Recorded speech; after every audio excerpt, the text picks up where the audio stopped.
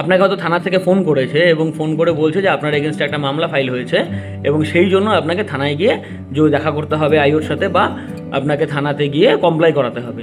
এবং সেই সুবাদে আপনি হয়তো গুগল থেকে জানলেন বা এদিক ওদিক থেকে জেনে আপনি পুলিশকে বললেন যে তাহলে আপনি আমাকে 41 এর নোটিশ কমপ্লাই করুন, বা আজকে ডেটে যেটা 35 BNSS আছে সেটা নোটিশ কমপ্লাই করুন। এবার পুলিশ কিন্তু চাইলে আপনাকে নোটিশ নাও সেন্ড করতে পারে। পুলিশ নোটিশ নাও পাঠিয়ে আপনার নামে ওয়ারেন্ট ইস্যু করাতে পারে, আপনাকে গিয়ে অ্যারেস্ট করতে পারে, আপনি যেখানে থাকেন সেখান থেকে আপনাকে অ্যারেস্ট করতে পারে on that basis of FIR। এছাড়াও পুলিশের কাছে কিন্তু এই পাওয়ারও থাকে, বা পুলিশ কিছু ট্যাকটিক্যালি জিনিস ইউজ করে উনি দেখিয়ে দেবে যে উনি নোটিশ সাপ্লাই করেছে কিন্তু আপনি নোটিশ কমপ্লাই করেননি, এবং অন দ্যাট বেসিস পুলিশ চাইলে আপনাকে অ্যারেস্ট করতে পারে। এবার আপনি ভাবছেন যে পুলিশ যদি এখানে এরকম কিছু করে আমি হয়তো পুলিশের এগেনস্টে গিয়ে মামলা করব, আগামী দিনে আমি হাইকোর্টে গিয়ে রিট পিটিশন ফাইল করব, পুলিশের পানিশমেন্ট হয়ে যাবে, এমন কিন্তু কোনো বিষয় নেই।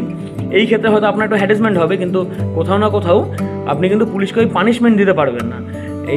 ইনিশিয়ালি কী হবে, আপনি যদি হাইকোর্টে গিয়ে রিট পিটিশনও ফাইল করেন সেই ক্ষেত্রে কিন্তু কোর্ট বলবে ঠিক আছে চলুন একটা কম্পেনসেশন দিয়ে দেওয়া হোক, এবং ডিপার্টমেন্ট থেকে আপনি একটা কম্পেনসেশন পেয়ে যাবেন। এবং সেটাও যতটা ইজিভাবে বলছি ঠিক এতটা ইজি নয়, এখানেও অনেক গল্প আছে। এবার বিষয়টা হচ্ছে আপনাকে যদি থানা থেকে এভাবে ফোন করে যদি বলে আপনার নামে একটা মামলা ফাইল হয়েছে এবং আপনাকে আসতে হবে, সেই ক্ষেত্রে আপনার করণীয় কী?